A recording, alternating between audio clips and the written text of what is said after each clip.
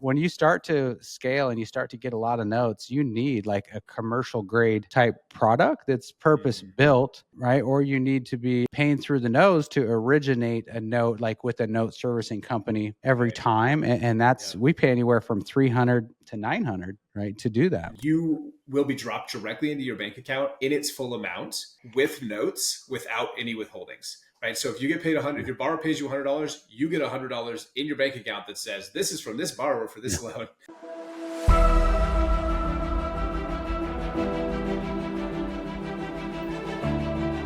Hey, everybody. Welcome to the King Show. I've got with me here a complete blind offer boss. This guy is top 1% in the industry. So you kind of get a 2-for-1 today. You're kind of getting to listen to a top land investor, but also somebody who's started up a note servicing software that's got a lot of buzz right now and is kind of quickly displacing some others. It is really the most widely used software. I keep hearing about it over and over within my community, and then even had some one-on-one clients that were using it and raving about Terra Notes. So I'm going to go ahead and bring JT. Why don't you introduce yourself, man, and tell everybody who you are? Hey, appreciate you having me on today. Yeah, so I think you know that I started off in land, and back in 2018, really stumbled into the niche thanks to largely to Seth Williams, we're an RE tipster, and kind of took my time learning the ropes and figuring out what worked and what didn't work. And while I was processing through that high level journey of like learning land and what I wanted to do in it, I also decided to start up the platform with Terra Notes because I knew that, land investors needed a better option for self-managing their note portfolios. So, by the way, JT didn't give me the last name here, JT Olmsted with Terra Notes. So was that kind of your focus? Were you doing a lot of selling with seller financing and using a note servicing software somewhere else? Or how did you decide that the industry kind of had a gap in the market or needed a different solution?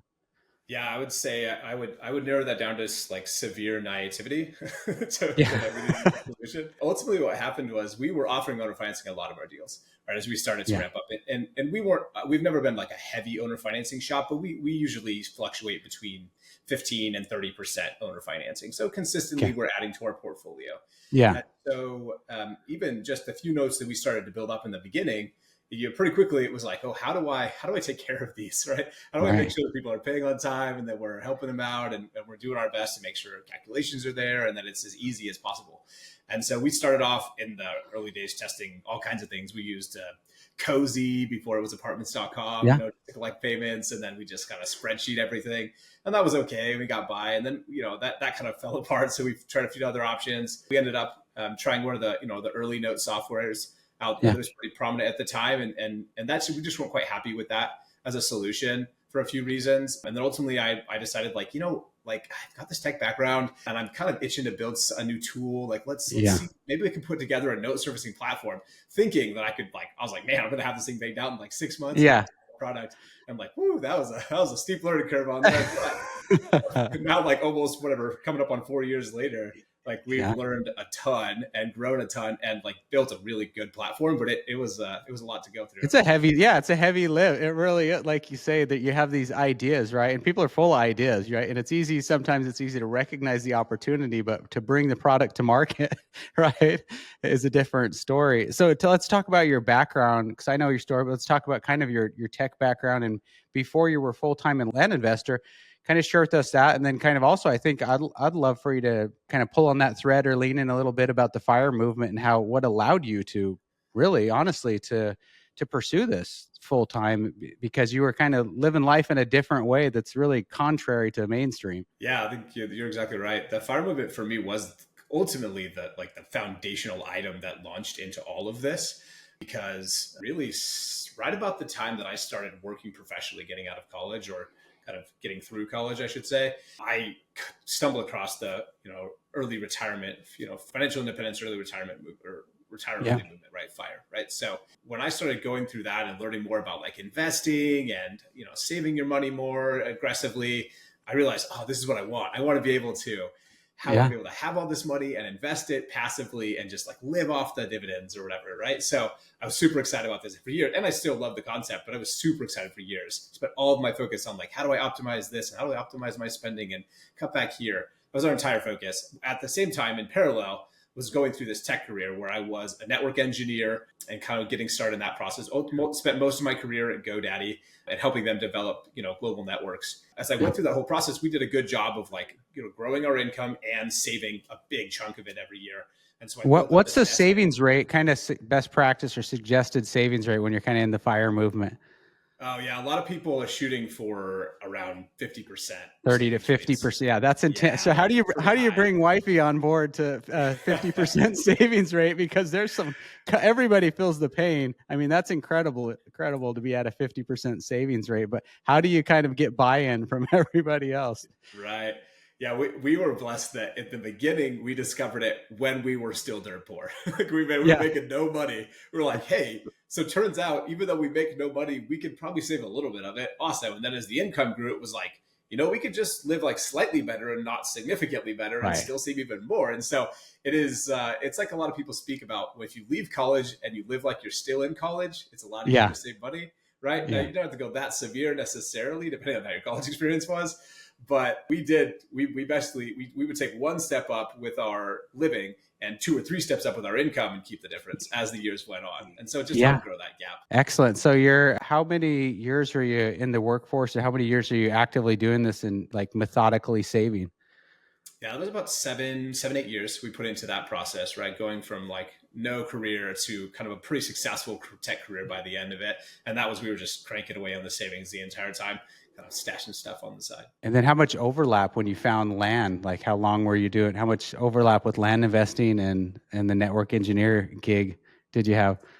Yeah, so ultimately this pursuit of financial independence led me to consume a lot of investing media. And I decided that I needed to get into real estate as a way to accelerate the retirement. I was like, okay, if I can just get good real estate investments, I can do that. And I listened to a ton of Bigger Pockets, lots of these real estate podcasts, great content there. But that led me to invest in an office building, which went disastrously wrong.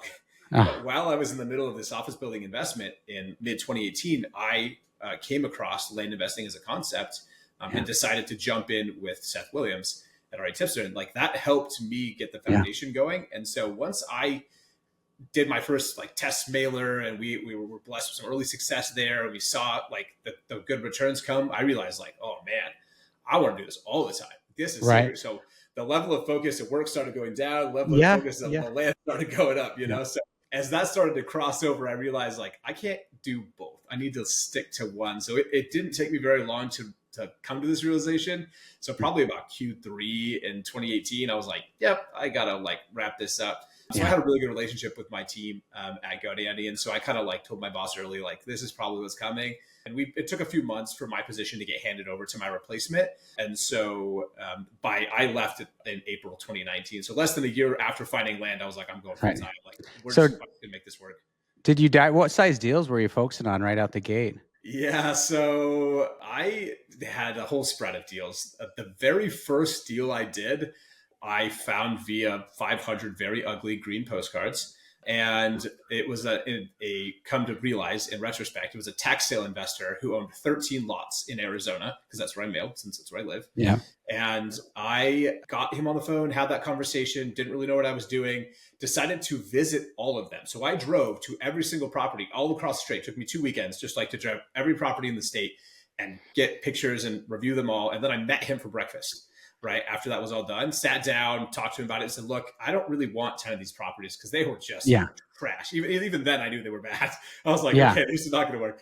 But these three, I think would work, right? So let's put together a deal." And I then, not very naively, once again, stroked him a check for $50,000, a cashier's check, $50,000 at a bank. Basically, I met him at a bank. He signed the docs. I gave him $50,000, and that was it.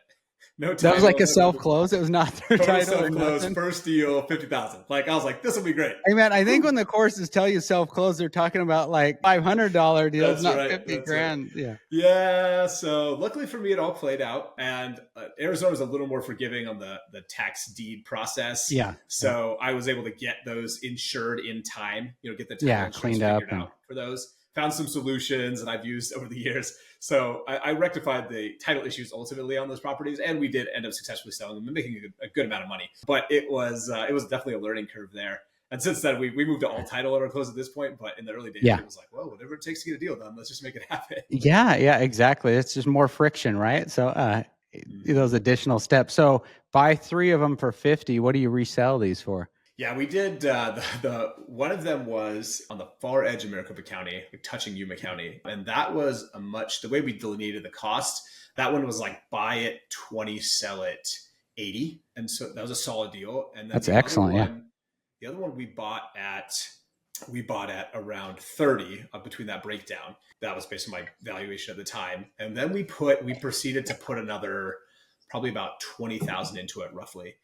Really? And so that 20,000, was a combination of like cleaning up the property, just subdividing it, cutting in a road, pulling in power. I was actually so you dive right into subdividing and putting in a road. I was like, we're going to learn about land. This is going to be great. So I'm an engineer. Some of that network engineering will carry over to subdividing.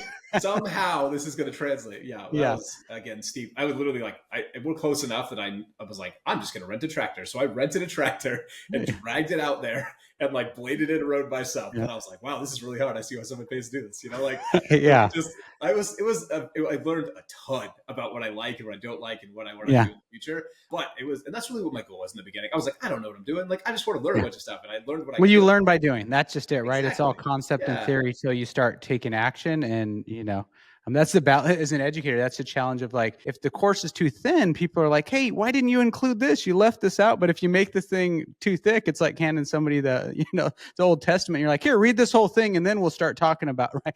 It's like, whoa, people get overwhelmed. So there's like this balancing act, right? You're really just like bringing awareness and demystifying, right? And getting people like the foundations, but ultimately you're spot on, right, man? You learn by doing. So not necessarily by getting on like the tractor and blading the road on your first deal, but it's that kind of action or ambition, that it takes to actually learn. So what'd you flip that for? That one we ended up selling at, I think, 85 ultimately.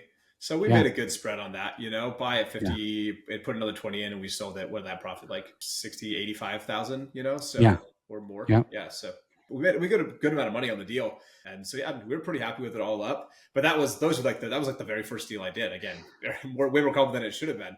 And that was like a postcard. There's no price on there. It's not like we're not doing the blind offer unsolicited purchase agreements yet. It's just kind of like, hey, it was that was in my like opinion, that first mailer was like pure divine intervention because I set the 500, got this killer deal. And I was like, yes, this is amazing. Like, it is so easy to make money in land, which was sort of true at the time, even as like unskilled as I was. And so I immediately sent out 5,000 green postcards. I was like, that's it. 10X this thing. Send them all. We're going to make so much money. It's going to be great. I literally got like 6 calls and no deals. And I was like, what happened? that was the backhand. And if that had been the first campaign, you might have never sent the second, right? I may have never survived. I probably wouldn't be here, right? Because it would have been like, that didn't work. And I may have done a second one. I want to tell myself, but I don't know. Like, it would have been like a lot harder, right? So, man, doing that second campaign, I was like, okay, I just saw it work, and I did more, but clearly it didn't work this time. Like, this is like, that was the first experience being like, okay, like there's more to this, right? More going on than I understand, right? So it's not as simple as sending postcards and the checks show up in my mailbox, right? So what is this gonna take, right? So then, but I was committed. I was like, okay, I know it's gonna work. I see people doing it. I got to taste myself. What's it gonna take? And that's the point where I realized, like, do I want to keep doing neutral? What other options are there? And so I started exploring other people's education and getting to other things to be like, teach me about blind offers. Because at the time, Seth's course didn't have blind offers. Now it does, but it just didn't back then. And so I went to other educators to learn about blind offers. And then I discovered that I like blind offers a lot better. It fits my desired team composition better, right? Which is like as tight as I could possibly make it within reason. Yeah, it's really, I tell people, it's kind of pick your poison. You don't get out of the work, but you either do the work in the front end, you know what I mean? Kind of pricing it out, or you have to process a whole lot of leads, with the neutral approach, and push the work to the back end, but you can get it all out the door super quick. So I agree. Sometimes it's based on personality or operations or how you want to do things. They both work. They're both just different channels of marketing, but you leaned into the blind offer. And then with that comes pricing and knowing how to price the offer, and then knowing it's a numbers game and volume, right? Because I think people's jaws are going to drop. Why don't you kind of share with everybody what you're currently mailing and how much you plan to mail the year ahead? Yeah. So right now into this year, our target for the year is 900,000 units. And we're pacing around 90,000 plus units every 6 weeks or so. Like that's kind of Yeah. where that's our target, and we're continuing to ramp up through the year. So we look at our mail schedule and say, like, we want to get past 900 for the year. Yeah. And we have some kind of blocks broken out in there for gaps or whatever, but that's our schedule, right? Because then we just want well priced, like dialed in, pre-scrubbed, like as much as we could get Right. blind offers, right? We just like to crank those out. So that takes a lot of data when we talk about like pre-scrubbing and getting out that much marketing. Is there a series of like you're mailing everybody 3 times, 4 times, or because I can't imagine you finding that many records, especially if you're only focused on one or two Yeah, states. So kind of like a 3-part question, almost like how many states are you totally. in if you're mailing this much, and how many times are you mailing the same lists or campaigns? Yep. So we mail right now. We're only in 2 states right now. We're in Arizona and North Carolina, and that mail represents every single person in that state that meets our current criteria. So we basically we get the data for the entire state, and we scroll out everyone we don't want to mail, and then we cut it down to that final list, and then we price and mail every single person, and we mail every single person on that list every 6 weeks. Yeah. Every 6 weeks. Gotcha. Yep. And then is there any concern like, hey, if I'm pulling the whole state, well, this county has like super high days on market, right? And this one has low days on market. Or is it more just like, we'll deal with that when the signed purchase agreement comes back? We'll make that decision if we turn it down due to a slow market. We're just looking for a large amount of records to essentially ensure that we get a lot of signed offers, and we'll figure it out later. Yeah. So since we do it, I look at it at a state level, right? So Yeah. Arizona is a legacy state for us, right? We've been here Yeah. since the beginning. And so we'll continue to do it because we have a lot of experience and we consistently make money here. It is not as fast moving in certain parts of it as some other Right. states are. A place like North Carolina for us is more of a Yeah. targeted state. We look at the total macroeconomics and say, like, how is the growth curve, and like how are the days on the market at a high level, right, for the whole state.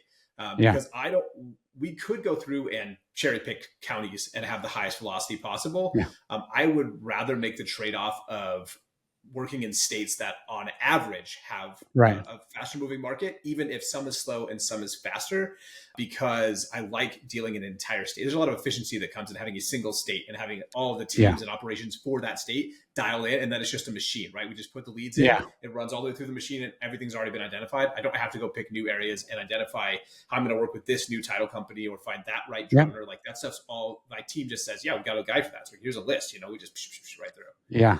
And that, I think part of that for the people going, yeah, I do want to do that too. The challenge is the marketing budget, right? Because to pull at the state level, we're talking, really is probably 10x, right? What a lot of people's marketing budget is if you're planning to crank out 900,000 units, right?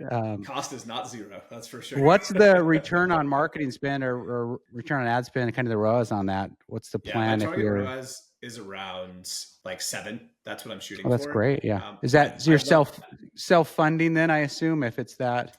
Is that self-funded? Yeah. Right. Exactly. Yep. So that's the target for us. I would love to get that. My goal is to get that closer to 10 or 12. And I think there's a possibility we can do it with some of the operations we're still executing on. Yeah. But yeah, our target is like, we can get a 7. Yeah.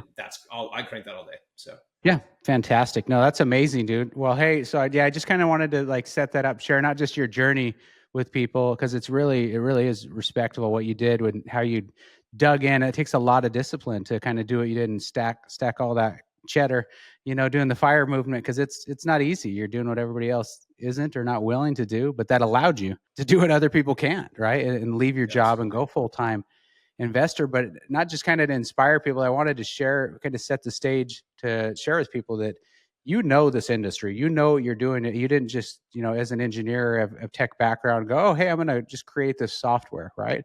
It's like you had this need because you were servicing loans, and you understand the asset class, right, of land and what's going on.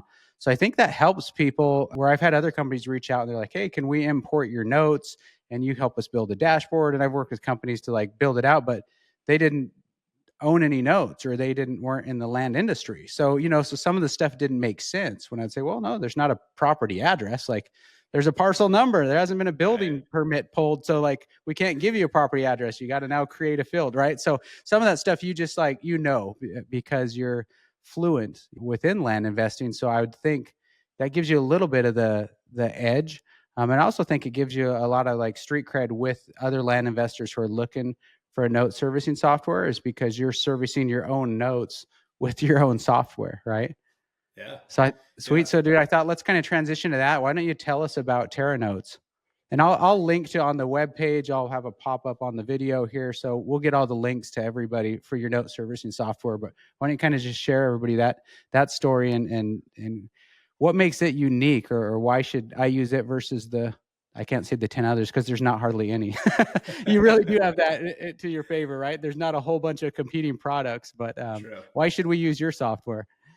Yeah, so it's back to the comments I made earlier. Ultimately, why I decided to make the software is because when I went looking for a solution, and frankly, if I had come across a solution that I really loved at that point, I would never have created the product Yeah. because I was just looking for a good answer to my problem, which is like, how do I self-manage my notes in an affordable way, but like with decent quality, right? Yeah. Like I need like good calculations, good communication to my borrowers. How do I ensure that my bookkeeping is easy? All these things that are just like part of the process.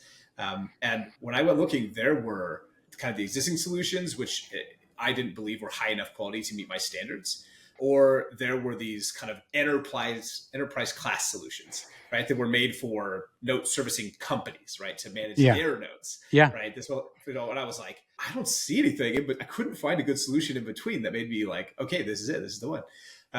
And so ultimately I said, like, I'm just going to make one. Like, I'm just going to like, I think I can do it. Right. And again, as I mentioned, kind of naive to think how hard it would be, but we did ultimately succeed in that. Right. Because we said, like, how do I build a good note platform? What does a good note platform for land look like? How does that build? And what does it need? Right. And so me being the sort of alpha user of this, I was like, okay, what do I want? I want to be able to not have to write the street address, right? I want to specify my parcel because that's how I do it, right? Or I want to be able to connect my borrowers in this way, or have multiple borrowers, or calculate the loans in a specific way, or set up my interest, or like I want to have all these flexibility. And the beautiful part is like I am in there regularly managing my own notes, right? Yeah. Intentionally. And I can have my team manage the notes. You're like, man, this pop-up's annoying. Like, I'm going to make a feature request to this guy. Oh, wait, that's me. Yeah, I'll just get in there and take care of it. Yeah. That's exactly how it goes. I go in and say, wait a minute, I tried to do this thing and I was confused and I built this out. That doesn't make any sense. This took 3 clicks. Yeah, we got to get this to 1. Yeah. Why? This should be right here. In fact, we're going to put 3 buttons on this page, that page, and the other page, like just so there's no confusion, right? And so I'm constantly feeding into the system that way to make sure, like, okay, if this seems too difficult and I know how it runs, how would it look to a user who isn't familiar, right? And so I'm always improving it for me, improving it for all of our users, and we're constantly taking feedback from the users, and they're saying, hey, we're not sure how to do this thing. Or if multiple people ask me the same question, I'm immediately like, what do we need to do to make this more clear, easier to understand, put it in a better place, whatever that is. And beyond that, we look at both the questions they're asking and the ones they're not asking. We're like, what are they like? What is the implied thing here that they don't understand? Right? Like, okay, then how do we make that more clear? Right? So we're always developing our not only our explanations, like our whole FAQ build outs and videos and things, but we're constantly just improving the UI. Because my goal is to make the self-service is so simple that like people log on and they run their entire portfolio. They never even have to speak to us, right? Because it's so easy for them. And we're always here to help. But if that's the case, then you never have to be concerned like, oh man, I have to make this one edit and I literally can't make the edit on the system. I have to email support and have them make a change and it might not be what I want. Like I email them again. And like, it's like, I just hate that. I always wanted to have this control in my hands. Well, and it's like, financial, right? It's transactional. It's just obviously different softwares, different products. There's less urgency and people get less worked up. But anything when we're talking money, right? And you're handling transactions and stuff, it's probably feels like a crisis on the other person's end if they don't get a quick response or a quick resolution, right? That's exactly right. So when people feel stuck, right, especially when borrowers are a little panicky, they're like, oh, I made this payment and it doesn't look right. And now they're worked up and they get you worked up. And instead of being able to just go in and fix it, now you got to like email support and wait or do something. Just it's too much for me. So I'm like, man, how do I give as much power as possible to the users so that they can be able to service their notes in the way they want, and still provide them good guardrails so that like they can make sure they do things in the way that is compliant, right? Because it is, when you're dealing with small to medium lenders, as we do, there's a lot of things that people just don't know, right? And like we do it all the time, so we know kind of largely industry standards and how things are done, and how calculations really should play out. So we always like assessing this balance where we say, how do we give more power to the users in a way that ensures that it helps them stay compliant, but allows them to be flexible in the way they take care of their borrowers, right? And so we've constantly kind of going back and forth, and like, how do we do both? I'm curious, what were some of those early on the feature requests that you kept hearing again and again? And you're like, okay, I better get this out as quick as possible. Oh gosh, yeah. We've been constantly putting out features. I think do you guys have down payment, like accepting a down payment, or? Yeah, right. Yeah, we do. We accept down payments for via credit card. So I'm thinking like when I put the number together the other day, I think in the last 2 years, because we just passed our 2-year mark for being public, and I think we did something like 76 feature releases or something. Yeah. Right? So it's like, no, more than that, 90 something feature releases. It was like every week and a half, I think, was the average. Yeah. Every week and a half or so, we were releasing a feature, right? So, but which features? Ooh, man. Some of the features are requested directly, like, hey, in the early days, we didn't have credit cards. Yeah. People want to pay for credit cards. Okay, you added that. Or like you were just talking about, down payment links. Okay, let's make it possible for people to use down payment links. We also have stuff that we kind of just developed, like, we're like, oh, you know what? Onboarding borrowers is too hard. Let's put together a page that literally helps you track the status of their onboard process, right? It tells you what step they're in and what happens next and how to help them, right? So you just know exactly where they're at. Or one that I personally love is we track the sessions of all of the borrowers on the platform, right? So you can log in and say, if a borrower says, I'm having trouble on this page or I can't do this thing, you can always go in and look at a recording of their session and see, we abstract all the private information out, but you can see like, they clicked on that button and then they went here and then they tried to make a payment and it didn't work, right? Or it works perfectly, but they missed this like pop-up or, so we try and make that stuff really clean so that you can support your borrowers and they can self-service as much as possible, because we want the borrowers to have the power to self-service to make it easier. That's a good question. So the land investor is using the portal, right? Using the software themselves to service their notes. They have a dashboard. I look at all my notes, but then are you saying that the borrower, right, who bought the property from me, they also have the client portal that they can log in and check the balance of their note or make payments? 100%. So as soon as you connect your borrower to the loan itself, we basically send invitations. We have an email sequence that helps get them ready to go. They'll log in and we will take them through. If they'll follow along, and we try to make it as easy as possible, but they follow along and say like, here, I've logged into the platform. And then we say, cool, now here, let's get your bank account connected. All right, now your bank account, let's get your recurring payment set up. We kind of like try to hold their hand all this process so they're ready and scheduled and ready to go. And the borrower the lender doesn't really have to do anything to intervene. Not everyone makes it through the process. So we do have tools that allow lenders to kind of step in and help them when they get stuck. Yeah. But a lot of borrowers do successfully kind of follow that sequence. And then at the end of it are able to have their accounts connected and they're ready and they're making their payments. Well, and then you're truly servicing the note. I know like in a lot of the old days, it was kind of taught, you charge a note servicing fee to the borrower, but the reality was all you're doing was running their card. You weren't providing like a dashboard or a client portal for them to log in like somebody would expect with a car loan or a mortgage, right, your home loan or whatever, your mortgage. So it really is like more of like actual note servicing, you know what I mean? If you're giving somebody, and the flip side of that too is having somebody who had a self-serviced a lot of notes without one is the other thing it doesn't just give the borrower like this client portal to make you look professional. It removes them from having to email you or text you or message you on whatever platform and say, hey, Travis, man, what's the balance of my loan? Travis, what's the payoff? Which was like, didn't bother me when I had 10 notes, but when we were up to 110, then it kind of got to be like death by 1,000 paper cuts. So like to be able to say, hey, just log in, right? Log in, everything's current. You can even pay it off through the portal, or you can make an extra payment, update your card. So that's a beautiful thing that it gives a lot of value to the borrower. But the flip side of that is you as the lender, man, it really makes it more passive, right? When you don't have to be manually high touch, with these borrowers, giving them payoffs and loan balances and stuff. Exactly. Yeah, that's our ethos, right? It's like, how do we empower borrowers, but ultimately make it as easy as possible on the lender? So here's the fun. Obviously, everybody's private. You on the back and you can see everything. But I think it'd be really cool, man, to have like a leaderboard. You don't have to have the real names, right? You can't have the real names or company or anything. But we gotta have like leaderboard. Like this guy has 800 notes, this much monthly, this much annual. So I think you got to gamify it, internal, right? Gamify it for everybody with with privacy built in there. But when you start to scale and you start to get a lot of notes, you need like a commercial grade type product that's purpose built, right? Or you need to be paying through the nose to originate a note, like with a note servicing company every time. And that's, we pay anywhere from 300 to 900, right? To do that when we have a deed of trust and use a note servicing company.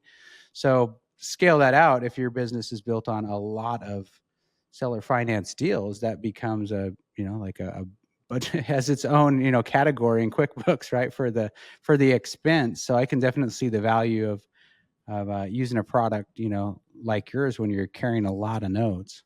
We find that I think the people who benefit the most, like you basically benefit throughout the whole journey, but I see a lot of times the people who really love it are those, either they are running like larger note shops, right? Where they have, and they're servicing them themselves. And so they have so many borrowers that's just like, we have to have something. It's impossible to do it manually. And so this software provides a lot of relief on that front. And they love it because they want to provide high quality service to their borrowers, right? And this enables them to do that in a more scalable way. And obviously from the cost perspective, it's significantly cheaper. And then even the small lenders, they find that if you're a little bit unsure of how to manage your notes, and you're like, hey, I know I need to support my borrower, but I'm not exactly sure how this calculation is run, or this interest rate with this kind of, amortization schedule, I'm just not clear on, right? And so they need a little more of assistance, right? And so the platform also provides that to them and says, hey, just punch in your numbers here and we'll do the calculations for you, right? And we'll make sure that, if the borrower pays early or they pay a second or third payment, or what about if they overpay here and then underpay there, we do all that math for you. So you don't have to worry about like, well, what happens if the schedule's off? And nope, don't worry about it. Got it all for you. Just put it in the platform and we'll make sure it all comes. Well, I think that's a good point too, because even though people work up to building up quite this empire of notes, we all start with that first note, second note, 10 notes. So I can appreciate that you have different plans, right? That's kind of like, I know, because it was like scaling up, full tilt, right? You have these different plans where you're not charging everybody the same. If somebody's starting out and they've got 2 notes and the other guy has 200 notes, you kind of have like different plans that can, right size. People can kind of right size things with where they're at and grow in to the next tier up, right? Yep, that's the goal, right? The first note for us is free, right? So you can put that first loan on, get a feel for it, understand like the value of the platform. And we find that like once someone brings a note on the platform, vast majority of them, if they have any other notes, they tend to just migrate them over time because they see the impact it has on managing their notes. But even if you just have that one loan and that's the only loan you have, that's okay. Just use the free level and like that'll give you the kind of support that you need to make sure the loan is handled well, right? And then the cost is effectively zero, right, to have it run. So Yep. And then what does that migration look like? How many do people ask you, hey, will you migrate my loans over from this software? Is that something you guys do? Or is like, no, that's kind of on you. Here's the knowledge base. Like, is there any instruction or any guidance on how to best do that? Because that is a little bit of a process, right? Oh, certainly. Yeah. That is I think the hardest lift when moving from a different platform is like, it is work to move your borrowers over, like unquestionably so. And we do our best to streamline it, but it is undeniably going to take some effort. And so right now we don't offer a service or anything that will move them for you. In fact, as it stands today, like one of the hard lines for us is as a self-service platform, we don't interact directly with borrowers, and that keeps us compliant on the licensing front, right? Because like, well, we don't service notes because we don't talk to borrowers, right? So, but we do provide all the support in the back end that the lender needs to support them. And you go, hey, every new note, start using us and let the old ones kind of drop off, right? that happens, right? Yeah. They'll start using the platform. They'll move some over, and maybe there's a few stragglers they leave, but all the new stuff will come on. We do provide some from certain platforms. We have automated systems that will help like pull over all the data and kind of streamline the process for you. And we have some ways to import CSVs and things like that. But by and large, you can recreate all the notes. We basically, again, as I had to recreate my own notes in the beginning, and I was like, how do I make this easier, right? How do I how do I How do instantly I batch generate the this? whole And yeah. history, you know? And so we've done a lot of those things to make it so you can click a button and it'll fill a bunch of things for you and just make a couple of quick edits and then move forward. And then when a borrower wants to pay, do you have it something set up where it's like, because obviously we know like these costs add up. The more notes you have, like if we're running a credit card and paying that Stripe fee or whatever versus like ACH, could you set like ACH as primary, right? And then if that fails, it'll look for a credit card on file or something. What's that setup look like? Yeah, the way it stands today is the borrower chooses how they're going to make the payment, right? By default, ACH is supported on every single, because ACH is baked right into our platform. Yeah. There's no third-party integration for ACH. We just handle it all, part of the sign up. And so that's the one that everyone can use. With credit cards, it is an additional integration. So we connect you with the right platform or the partner. They get everything set up for you, and then you connect it into the platform. So whether a lender is accepting via ACH or via ACH and credit card, the borrower can then have the options to choose like, oh, I want to pay with my bank account or I want to pay on the credit card. And they'll set up that payment that way, whether it's a one-time payment or a Yeah. scheduled monthly payment or maybe a one-off, they want to schedule another extra payment for next Friday. It's all doable. They just got to choose how they want to pay and what the schedule they want to pay on is. And then we will then go collect that money. And if anything happens, like it's declined or whatever, we obviously update the borrower and update the lender and make sure everybody knows how it played What out. about, okay, so end of the year, I made all this money with all my notes and I'm like, all right, that's great. Now my CPA is saying, hey, I'm looking for some documents from you to account for all this note income. That's a problem, right? That's definitely can be a very manual problem. What do you guys have set up that allows for people to export or generate documents or the proper, documents or summary or kind of sheets to hand over to the CPA? Yeah, bookkeeping and getting it right is one of my pet peeves on this front. Yeah. So one of the things that we do, I think, better than most of our competitors is that we simplify the bookkeeping on a couple of fronts. One of them is every single transaction you receive on the platform via ACH, because that's what's integrated, you will be dropped directly into your bank account in its full amount with notes without any withholdings. Right. So if you get paid if your borrower pays you $100, you get $100 in your bank account that says this is from this borrower for this loan. Right. And so all the details are there in like laid out specifics for the bookkeeper or yourself to go through and be like, oh, I know exactly which payment this is and exactly which loan's connected to. And additionally, we also provide a lot of different, like we have tax reports. You can run all the specifics and see breakdowns for fees and interest. We have downloadable loan information where you can go and it'll show you every payment and how it was broken down.